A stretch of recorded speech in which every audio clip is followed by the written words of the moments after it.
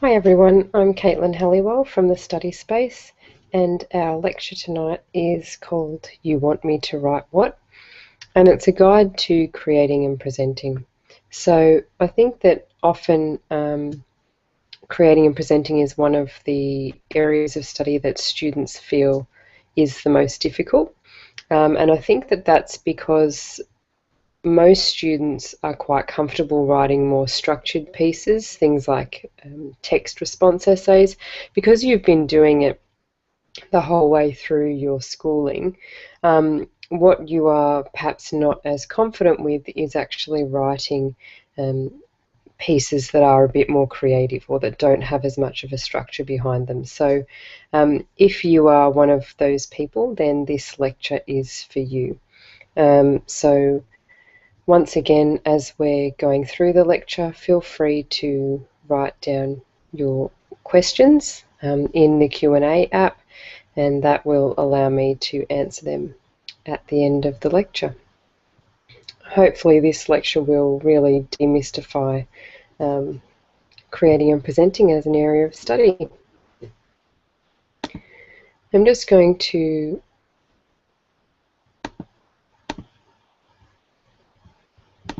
share a presentation with you, and I'll talk you through that.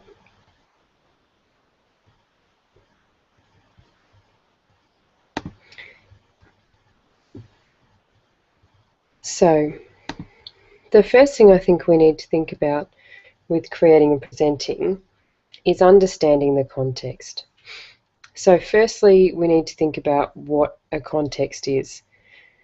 Now, context is a broad theme or topic that you'll study out of a choice of 4 provided by the VCAA, and generally your school chooses the context and the text you'll study as part of that. But rather than studying a context in order to write a text essay like you're used to, in this piece you're expected to think deeply about the context and about all of the possible ideas and issues surrounding it. So the idea of this study is actually to know your context or the ideas of your context inside out. You might be doing identity and belonging, whose reality, encountering conflict, or the imaginative landscape. And regardless of what you're studying in terms of context and regardless of the texts, the topic is designed, or the context is designed to allow you to become an expert on how the context is explored by authors in the making of meaning through text. And then you have an opportunity, obviously, to create your own piece of writing around these ideas or issues or scenarios. In order to understand the context as best you can, you need to really read as much as you can, and not just the set texts. So often you'll have the particular texts that are from the text list that your teachers will expect you to be reading. But you should also actually think about your context in everything you're doing and watching and reading. So, you might see articles in the news or on news programs that make you think about your context or that are in some way relevant. Things like song lyrics or short stories or experiences that you hear about or that you've had or that people you know have had. So really try and connect your everyday life and everything you're seeing and reading to the context, because it'll help you be a bit more creative. Often as a teacher, we find that students, when they're writing, tend to write about the same sorts of things because they think that a particular context is asking them to discuss something really narrow, when actually there's a really you really can be quite broad. So read as much as you can. you need to be able to explore ideas or issues or scenarios that show you have an in-depth knowledge of the context. So this is your opportunity to show your understanding of the context through your own piece of writing. And that's what the assessor will be looking for, to see that you've engaged with the text, the texts that you've been studying, and that you can think about the themes and issues. And I would say in preparing for this, brainstorm the elements of the context that interest you, things like ideas and scenarios that you can explore. So you'll almost end up with a bank of ideas that interest you, that you might want to use for your writing.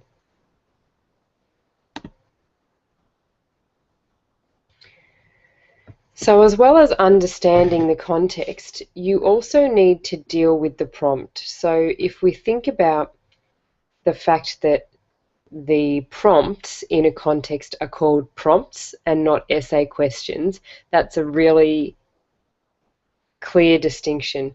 So a prompt isn't an essay question. It's designed to prompt your ideas or inspire a piece of writing. So the prompt is supposed to be something that is evident in your response, but not something that's addressed in a standard expository style text response. So you need to actually think about exactly what it is that you're being prompted to think about, I guess, because what you'll find if you have a look at prompts is that there may be, say, you might collect 60 prompts from different websites or from past exam papers, and I recommend you do this as part of your work in this context, and certainly as part of your revision for the exam. Think about or find lists of all the different prompts you could be given, and then you can actually categorize them or group them into groups of similar prompts. So what you'll find is you might start with 60 prompts, but when you look at what they're actually asking you to think about, you may find that there's actually only, say, 5 or 6 main ideas in this context that you might be asked about. You might be asked about them in slightly different ways, but if you group the prompts together and you narrow them down to the main ideas, it means you might have, say, 5 or 6 different pieces of writing that you've thought about and prepared and planned that would fit these different styles of prompts. So often I find students at this point in the year are really confused about how they would prepare for the exam without pre-preparing pieces, because the examiners are quite clear about the fact that they don't want you to write a pre-prepared piece.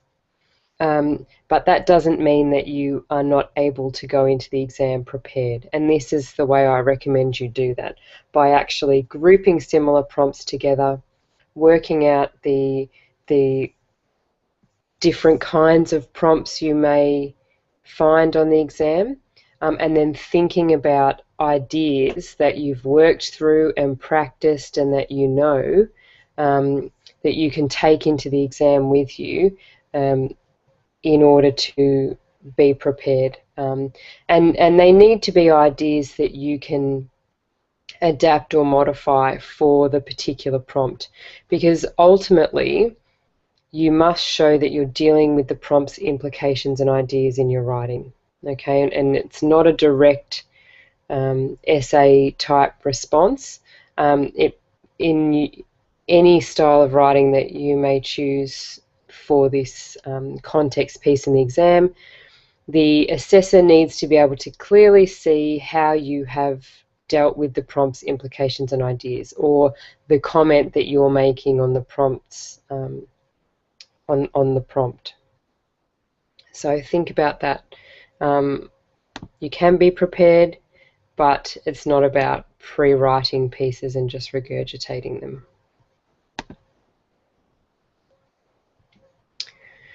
The next thing to think about is to play to your strengths. Now, this is a really important piece of advice, I think, for students, because often students feel like, they may be turned away from writing a standard sort of expository style essay because that's not what the assessors necessarily are looking for. But you may not be confident writing a piece that is really creative. And that's fine. You don't have to write a creative piece for this particular assessment. What you need to do is play to your strengths. So you need to know what you do well, and think about pieces of writing that you've done in the past. In English over the years, what are the styles of writing that have garnered you the most positive feedback? Are you great at creative writing? Lots of people will be. Are you better at a piece that's sort of structured? Do you prefer something like a news report or some kind of biography or an added scene to a text? Think about all of the options, and we'll have a little look at different styles and forms of writing. But you need to know the style of writing that suits you best, and stick with this, or have a couple. But at this time in the year, if you haven't already, you should be testing out different styles of writing, seeing how they work with the ideas that you have, or even brainstorming. So you come up with a whole lot of ideas and then think, okay, how would I explore this idea if I did it in this style of writing? How would it differ if I chose a different style of writing? Because sometimes that's a really interesting way to be quite creative as well. So think about what it is that you know you do well. Another thing is to make sure you get feedback. You should be writing as many practice essays as you can. My recommendation at this time of the year would be just to spend an hour each week at least on English, because often you don't get a lot of homework from your English teachers, and other subjects seem to get given more time in terms of homework. And so if you're just setting aside an hour each week, and you actually write an essay to time, that would be a fantastic way to start preparing for the exam, and actually give that essay to your teacher to get feedback. If you find your teacher isn't or doesn't have the time on their hands to give you that much feedback, there is actually an essay feedback service that we provide through the study space as well. So you can get that feedback within 3 working days, which is really a quick turnaround. It's generally quicker. So in terms of playing to your strengths and knowing what you're good at, if we have a look at possible forms of writing in context, you can see that there are a whole range of options. So if we look at the imaginative style pieces, you've got things like a fable or a multiple perspective narrative. So that's when you have your narrative is set from the perspective of various characters. So you might have a different person narrating each chapter. You might have a standard narrative or any sort of narrative. You may look at doing something like a script, and this may be particularly pertinent if the text, one of the texts that you've been studying, is actually a play, because obviously if you want to show the influence of your text, you might look at something like a script if the text is a play. You could do something like a personal reflective piece or a diary entry or a series of diary entries. You could do something like an interior monologue or an epilogue or prologue to a novel, if it's a novel that you're studying or focusing on as part of your context. You might do something like a descriptive piece, or even a hybrid piece. So sometimes you might find that your piece doesn't really fit well into one of those titles. It's sort of got some of the features of various styles of writing. That could be a really good option.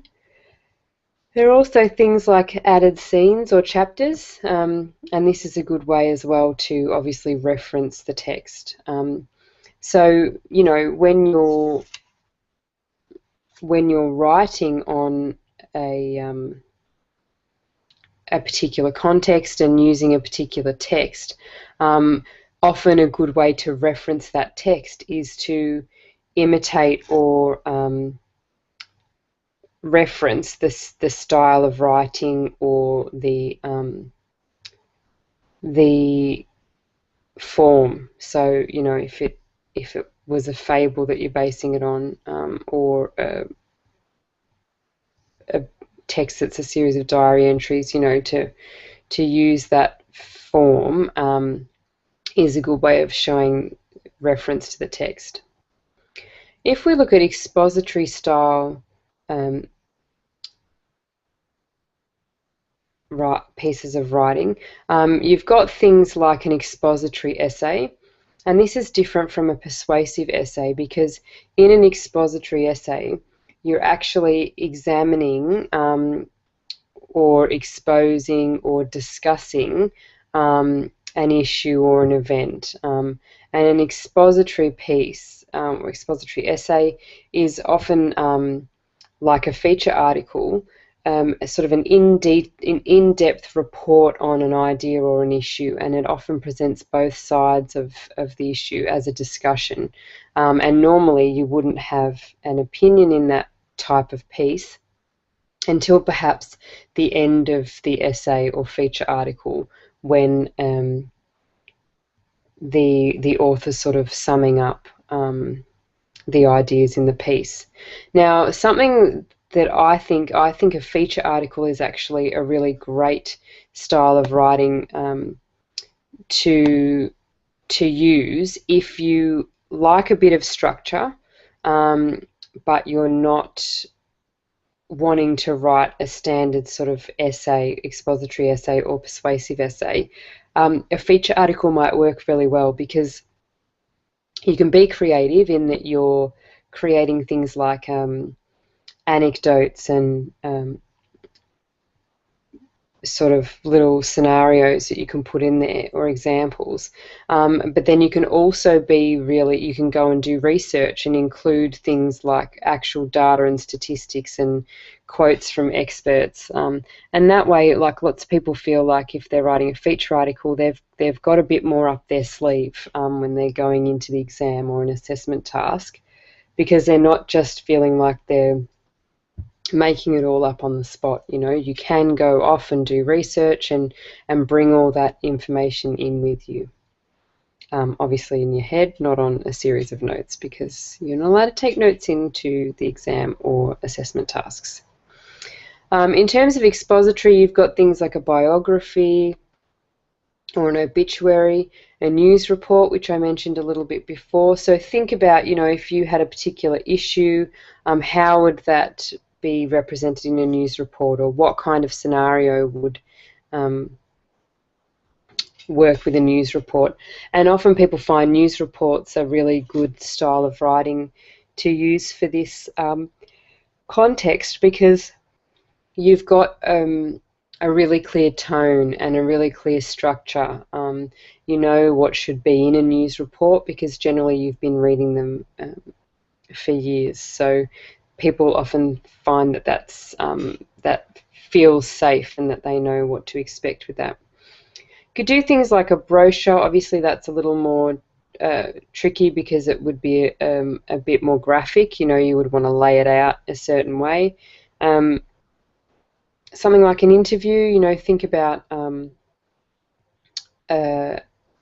creating an interview with the author or an interview with a character, or how could you bring that in, or things like a report or a review. So if you were writing something like a feature article, it could end up being a bit of a hybrid, because as part of the feature article you may include a review of a particular text that's relevant, and that's another way of referencing the text that you're studying as well. Of course, you've also got your persuasive styles of writing there, things like an essay or a letter to the editor or an editorial or an opinion piece. Be careful with these, because people often fall back on these persuasive styles of writing in context, thinking that that's what they know and that's what they do well. But what I find often happens is that then people don't actually prepare properly, because they think they'll just go in and they'll use the prompt like an essay topic and they'll just start writing. And that's probably one of the worst things you can do, because you really do need to think about proper preparation and also being a bit more creative as well. So that's just a bit of a thought about those. So ultimately you need to pick a style of writing that suits the way you write, and that you feel comfortable with, because the more comfortable you are with your style of writing, the better off you'll be, and obviously the more practice, the better off you'll be as well.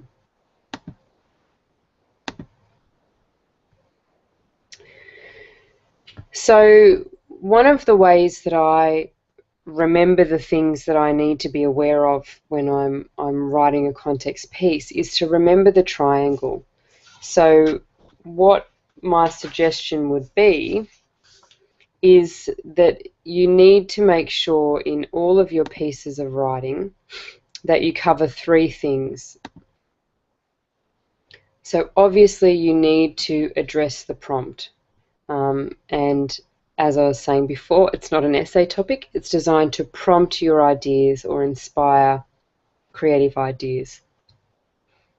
The assessor needs to be able to see that you have in some way referenced that prompt, or that your piece revolves around those ideas. The other thing you need to do, and this is oftentimes a little bit tricky, is in some way reference the text, okay? And it may be not necessarily ideas from the text, but it's how the text that you've studied has informed your ideas, okay? So how are you linking with either the ideas and issues of the context in your text, or even you may link to the text in the style of writing you choose, or in some of the language choices you make. So, if you're writing an added scene, well, obviously you're referencing the text, and you're going to be emulating the style of writing of the author. So there are lots of different ways that you can reference the text. You may choose the same form as the text that you're studying or referencing, or you might do something like, if the author of the text that you're using for context has used particular imagery repetitively, or a certain motif, then you could actually use that as part of your writing, and that would show a link to the text as well. So it's not just as simple as being an idea from the text. You could reference the text in a more subtle way. So often students think that this has to be a direct link to a character in the text, or a direct discussion of the text. It doesn't at all. It just needs to show that you have in some way been inspired by the text.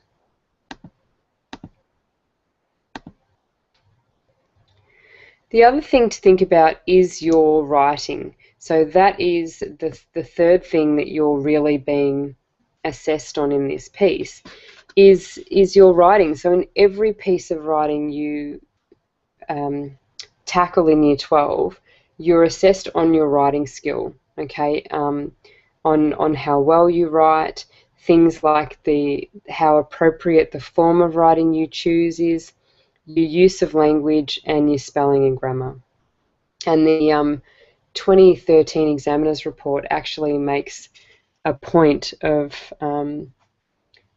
talking about the fact that things like spelling and grammar do detract from your piece of writing. So my suggestion would be, in exam prep, always leave a time at the end of your exam or at the end of each section of your exam to go back and reread and improve things you can. So proofreading is important. If you, when you're planning and when you're writing, think about those three things, then you're sort of auditing your work to make sure that you're on track and that you're covering what you need to. In terms of preparation for the exam and for your assessment tasks, if you've still got one coming up, it's really important to plan and write as much as you can, and I can't stress that enough. Sometimes students avoid writing because they're not really sure where to start. That's actually the worst thing you can do, because then when you're suddenly under pressure in a SAC or the exam, you may find that you waste so much time not knowing how to start, or that you simply start writing and then your piece becomes sort of a series of dot points, or it's not very well thought out, and it's because you haven't planned and forced yourself to write earlier on.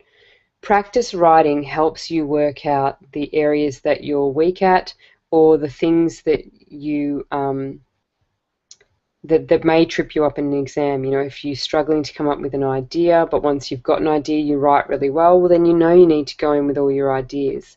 The only way of working this out is really to plan and write. My next bit of advice would be to know the prompts. So, as I was saying before, find as many different sample prompts as you can. Collect the ones your teachers have given you. Look at the past exam papers. Look at websites that list them all. And some of the websites, actually, you'll be lucky enough, they group them into categories. So this will help you think about the different types of prompt you could get as well. Okay, so know the prompts, find as many as you can, and go through them and think, okay, well, if I got this prompt, what would I write about, and how would I reference the text, and what form of writing would I choose? Because that sort of planning just means you're going into the exam so much better prepared than you would be otherwise. Come up with original ideas, and sometimes a good way to do this is to come up with a list of ideas and then think about all the different ways you could write them in terms of your different forms of writing, and see if this gives you more ideas as well. You need to make the style of your writing and the form of writing you choose appropriate. So if you choose a news report, well then obviously that's going to a wide audience and it will have a fairly formal tone, and it would be quite different to if you wrote a children's fable. You know, the language you might use in a fable would be quite different. So you need to think about those things, particularly for writing your statement of intention, which we'll talk about in a moment also. I would also say that before you set out, you need to have a clear intention. So you need to know what you're trying to achieve in your piece. Because if you don't know what you're trying to achieve, well then an assessor is going to look at your piece of work, and 9 times out of 10, you won't have very well illustrated your point, because planning is so important in clarifying your own ideas and ensuring that when you write about them, you can make them clear to someone else. So have a clear intention, know what you're trying to achieve, think about that sort of intention. You know, are you trying to examine an idea, or are you trying to explore, or are you trying to convince? You know, think about your intention, because that will really influence the style of writing you choose as well.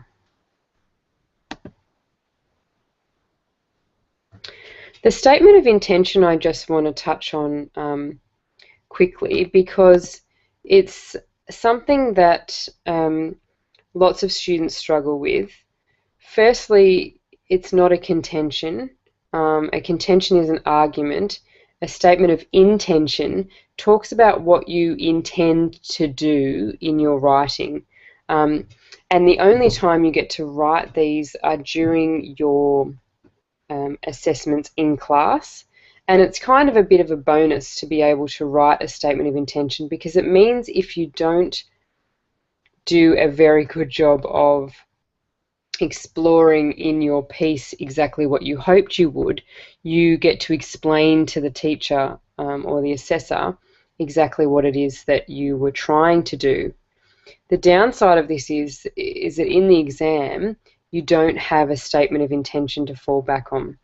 So you need to make sure that your writing is clear enough and well planned and structured enough that whoever is assessing your piece can actually look at the piece and identify some of these things from the piece alone. So the purpose needs to be clear.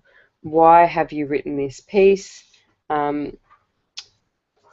You know, just like a published author plans and makes decisions about their writing, you will also make decisions about your writing, and this needs to be clear in your writing and in your statement of intention if you're getting to write one, if you've still got a SAC coming up. You need to think about your audience. So who are you expecting to read this piece? And I would say too, don't be really general here. So don't just say, oh, it's a feature article to go in a magazine. Actually list the publication. You know, is it a feature article to go into a scientific journal, or a journal of psychology, or, you know, actually find some publications that you think your piece would fit into, and write those publication details at the top, you know, where you've got your heading and you've got your byline, you're making it look like a feature article. Also have the actual publication that it's published in, because all of that helps to give your piece context and helps to allow it to stand on its own, so that an assessor can look at it and think, oh, right, well, you know, if it would be going into this sort of a magazine, well then, yeah, this style of language is really appropriate, and the form is quite, you know, is a really good form for that particular purpose and audience. So obviously, every decision you make, just like any author, will influence the choices you make about your piece and how you actually explore ideas. So the statement of intention is a detailed discussion of what you're trying to explore in your piece and how you're trying to do it. So you may even talk about things like imagery and how your imagery links with the text, or why you've included particular imagery. This stuff you'll find the assessors are pretty good at picking up. But I guess that having written statements of intention throughout your practice pieces across the year means that you should be getting better thinking about these things before you write your pieces, and actually planning to have those things set out in your pieces of writing. So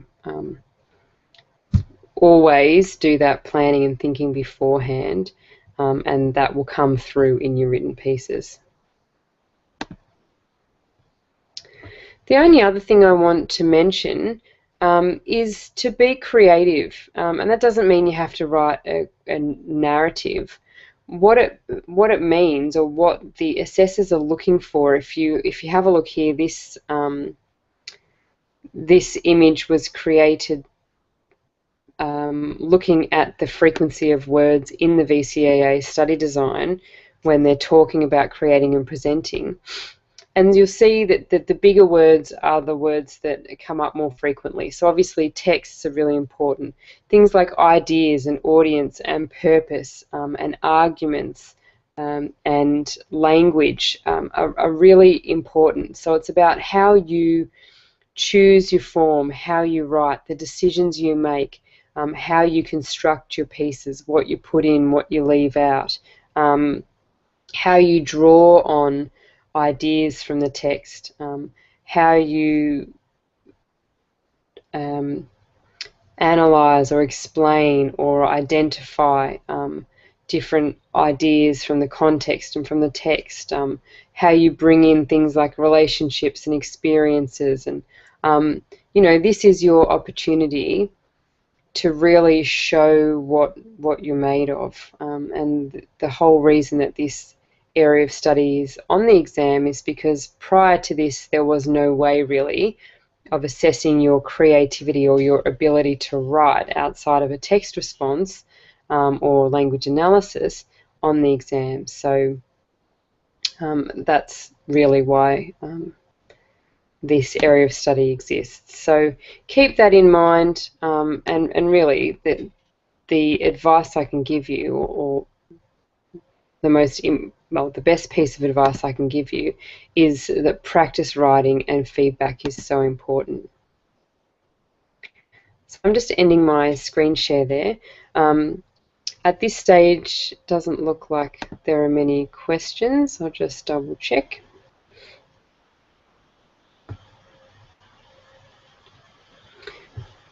No, so there are no questions at the moment for me to answer.